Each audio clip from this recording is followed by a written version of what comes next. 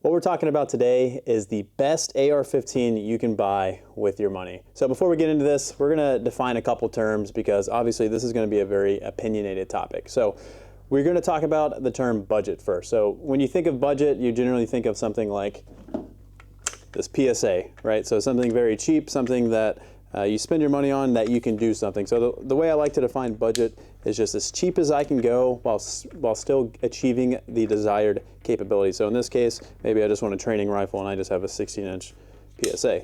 Now the other term I would like to define is value. So what does value mean? How much performance am I getting per dollar that I'm spending?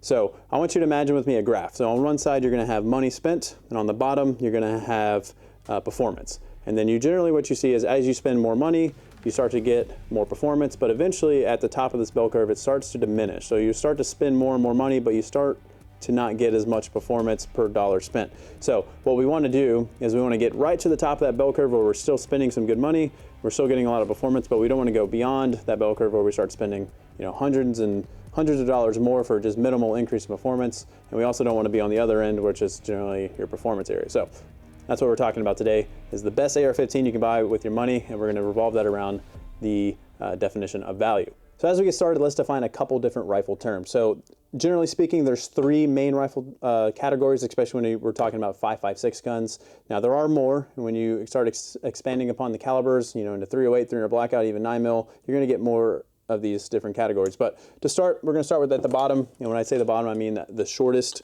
and that is CQBR. So these are going to be your 200 meter and in guns. Some examples is like this Mark 18, 11.5s, 12.5s, but again, these are designed to shoot very close, to be maneuverable inside vehicles and buildings. So on the other end of the spectrum, we have longer range guns. So this is an example of an SPR. So this is going to be a gun that is going to stretch its legs quite a bit. This is an 18-inch gun. Now, if you have a 308, you may call this a DMR, but for 5.56, you generally call them SPR, so special purpose rifle. So this gun's going to be generally between 500 to 800 meters, somewhere in that realm. When I say 500 to 800 meters, 500 to 800 meters very precisely. So obviously, we can shoot our 10.3s, even our 14.5s out to that far, but these guns are going to bring that precision with it, and also bring some of that terminal ballistics with it out to that distance. So that's your SPR. So in between our CQBR and our SPR is something like this 14.5 standard BCM, a GPR, or a general purpose rifle. So this gun is going to be able to do a lot of what the CQBR can, just obviously not as well because it's a little bit longer, and it can do a little bit of what the SPR can. So it can stretch its leg just a little bit. I have some magnification and that sort of thing. So this is actually the rifle we're going to be talking about most of this video. So let's get into it.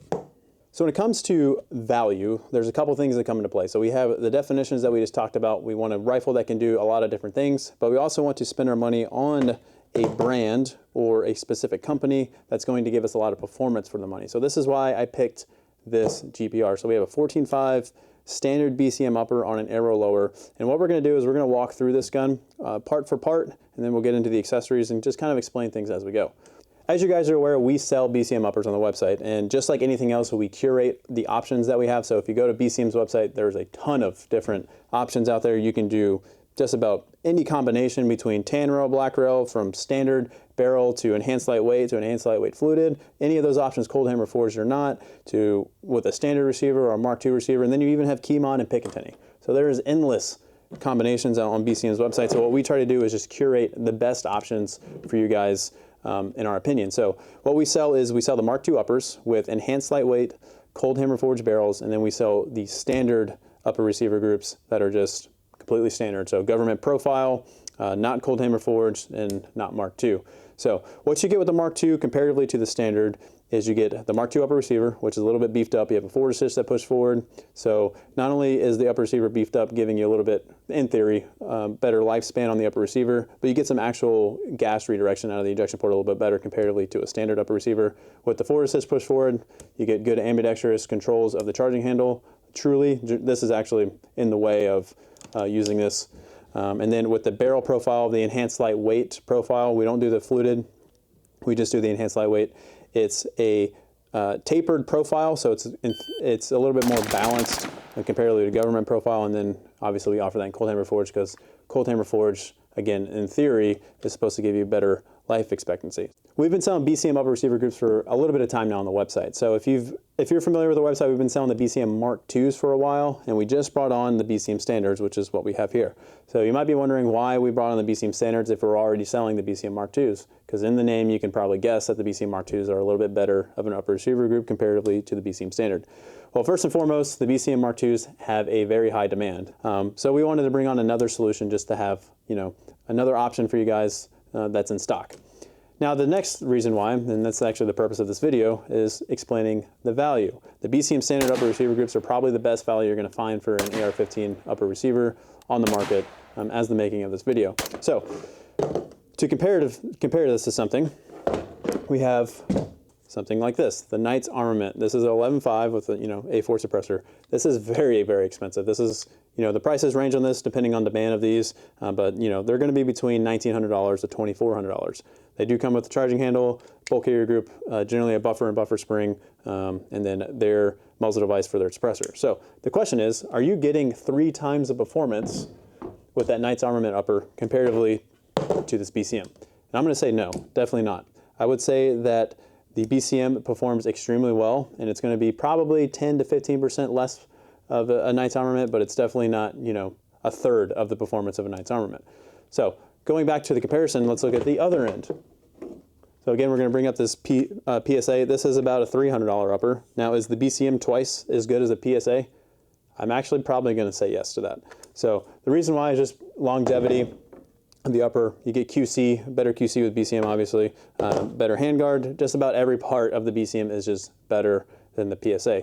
So again, when we go back to that graph, we're going to spend some money, we're going to get a lot of performance, and then we're going to start spending a lot more money, but our performance is not going to go up quite as much comparatively from a PSA to a BCM to a BCM to the Knight's Armament. So let's talk about the features of the BCM standard upper. So this is just a mil-spec upper. So we have their BCM standard M-LOK rail, which is fantastic. You're going to get for this 14.5 at least, we're going to have a mid-length chrome-lined government profile barrel, and then which is a standard thermal fit upper receiver. So with the Mark II, you're going to get a couple extra bells and whistles that definitely increase the performance of the gun, but this is going to be about $150 cheaper than that Mark II. So again, I think this is at the peak, again, of that value. So now we are talking about the BCM standard upper receiver. We're also going to talk about the lower. So the same conversation definitely applies to lowers. And obviously, if you guys have followed any of our content for any amount of time, you know that we like Aero Precision lowers just because of, again, what you get for the money. So this is just a standard X15 Aero lower. It's about $99 to $115 depending on the time of year you get it with sales and whatnot. And then the lower parts kit we got going on in here is our lower parts kit. So our lower parts kit's $50, it's just the guts, but it comes with my personal favorite safety, which is an ambidextrous safety with a short throw on the one side. Moving on from the lower parts kit, we have just a standard A2 grip. So again, we're going to be keeping that topic of value at the center of the conversation here. So in my opinion, A2 grips are actually really good. What I like to do is just shave off the nub, add some skate tape, and I'm good to go. So obviously, you can spend $20 to get a grip to your liking, but A2 grip paired with a trigger guard like a BCM or a Magpul, and it's actually one of my favorite setups. I think bad levers increase the value of your gun quite a bit, so added one of those. And then moving on to the back is we have an A5 buffer. So when you buy an upper receiver group, I highly recommend you getting a buffer system that matches with it per the manufacturer's recommendation. So with BCM, they have standard carbine recommendations, and they also have their A5 buffer solution, which they call the T series. So you'll have T0 all the way to T4, I believe. And with the 14.5 mid-length, it's a T1 buffer. So that's what we got going on here. The stock here is just a standard B5 stock. There is, all stocks are about the same price when it comes to stocks in this size range. So the Magpuls, the B5s, the BCMs, they're all going to be at the same amount of money. So kind of just what you want aesthetically and shape of butt pad and stuff like that is going to drive your purchasing preference here. But the B5 paired with an A2, I think is just kind of aesthetically pleasing. One area on this gun that we did not try and save money on is the trigger. So when it comes to best bang for your buck for a trigger, I actually do think it's Geisley. These are, around $240 for normal price. Now, obviously you can save money with like a LaRue MBT or, even a Centurion Susage. But like I said, I think Geisley actually brings the best value to the table for how much money you're spending on a trigger, even though they're probably one of the most, if not the most expensive AR-15 triggers out there. So that's the lower. Now let's move to the upper and talk about some of the specifics with the upper. So moving to the upper receiver, like I said, this is the BCM standard upper receiver. What I really like about these uppers is what you get for the money. So this is, again, $725 with a bolt carrier, A2 flash hider, no charging handle. What you get for that is a government profile barrel. Regardless of length, the price is about the same. That barrel is chrome lined. Now, some people may think that going to the cold hammer forge route is going to get you a little bit better value. I'm going to argue against that. There's actually, I would say, probably no data out there that suggests that cold hammer forged actually gives you longer life expectancy on your barrel comparatively to a chrome lined barrel. Now, there's definitely data out there that suggests that a standard stainless steel barrel that's not chrome lined will last a lot less time comparatively to a cold hammer forged or even to a chrome lined barrel. But when it comes to chrome lined versus cold hammer forged, there's not much out there. Now, there's some data about high rates of fire, so machine guns, and barrel life expectancy being a little bit better with cold hammer forged. But when it comes to standard carbine use, there's hardly nothing. So when it comes again to the value, I think you can save your money on that and just get the standard and the chrome lined option. Now, when it comes out of the box, there's nothing I'm changing about this upper other than adding my Radian SD charging handle. I think that the gas redirection on the SD works really well for me and in my experiences, so I do think that is worth the $120. And then I'm throwing on a Surefire muzzle device. So Surefire muzzle devices aren't cheap. Obviously, these are probably one of the more expensive options, but I really like Surefire suppressors. I think they're the best solution for what I want a suppressor to do. Now, if you're looking for the quietest 5.56 can, even though every shot you take breaks the sound barrier and is louder than hearing safe, well, Surefire is not for you. But if you're looking for flash suppression because you're shooting at night and you want something that's going to make your gun even more reliable because it pushes so much gas back, then obviously Surefire is the way to go, in my opinion. Now, when it comes to accessories, so we're keeping the idea of value at the center here of this conversation. Let's start with the optics. So we have the ACOG and a T2 on top. Now, so this is probably not the best bang for your buck, but I would say it's pretty close. If you're trying to get a lot of capability for a little bit of money, ACOG with an RMR is probably the way to go. The RMR is obviously $600-700 cheaper than the T2, especially when you buy this as a combo. But I like the T2. This is an actual rifle optic. The RMR is designed to be a pistol optic, but with all that being said, ACOG with a top-mounted LED option is a really good solution. So you get a really good magnification solution for shooting out to, again, that 400-meter distance. The field of view in the ACOG is tremendous. The light transmission is tremendous. So it's actually better, in my opinion, than most LPVOs for shooting at distance. And it has a very simple reticle that's easy to use. And then you have your top dot option that is really good for shooting up close or pretty close. So this is pretty high. It's about 3 inches. Even with the ARMORY, it's about a 3-inch center height. So another idea that you can do is you can throw on a cheek riser for your stock. That'll give you a good firm cheek weld for when you're shooting through the ACOG, taking your longer shots, and then it doesn't feel as high, the red dot doesn't feel as high when you're using it. But I don't have that. I don't really have an issue with it. Just takes a little bit of getting used to. Moving on to the laser and light option. When it comes to finding a laser that's really good for the money, we sell Steiner lasers. They're really good, but if you can find full power PEC 15s, I think that is probably the best bang for your buck. So you can find these between $1,500 to $2,200, just depending on the condition they're in. So if you can find a fully functional and good condition PEC 15 for around $2,000, I think that's going to be your best value for your money. What we have going on here is just a BCM foregrip that's chopped and then some camo tape. Now, there's a lot of different ways that you can do something like this. I like the foregrips just for driving into barricades and then having a reference point for my hand for activating laser and light. And the tape's actually just a cheap rail solution for keeping some heat off your rail or for mitigating heat on your rail. So you can buy the BCM M-LOK ones, you can buy Magpul ones, you can buy forward control ones. All those things work well for mitigating heat, but this roll of tape's like $8 and I can use it on a lot of different guns. And it also just helps break up the signature of the gun a little bit because it's just a little bit of camo. So again, I think it's really good value for your money. When it comes to lights, I really like mini turbos. So I was all about just using full-size lights for all of my guns, regardless of how big the rifle is or how short it is. But with the new mini turbo, it's kind of in between a full-size, standard light and a mini, but it has a lot of output. So I really like it. It's just a good balance of weight and size, and has a really, really good performance output.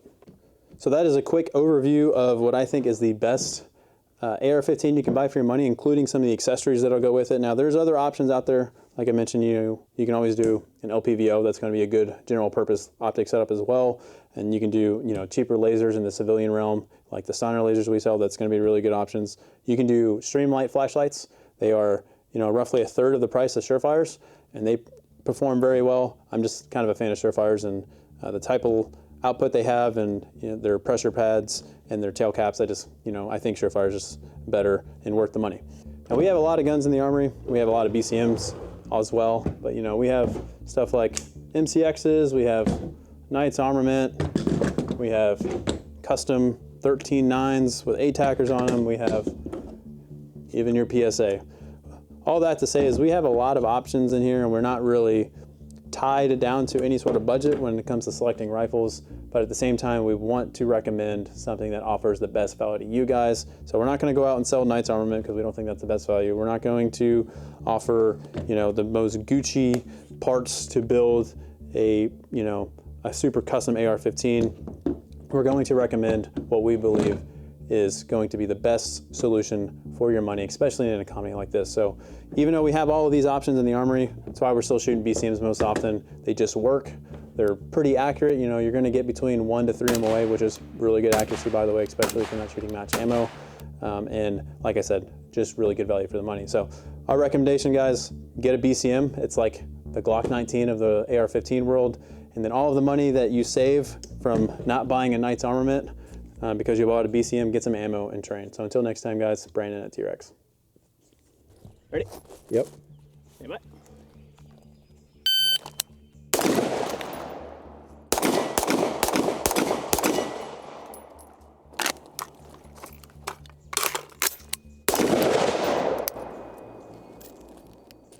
I took a licking on that shot.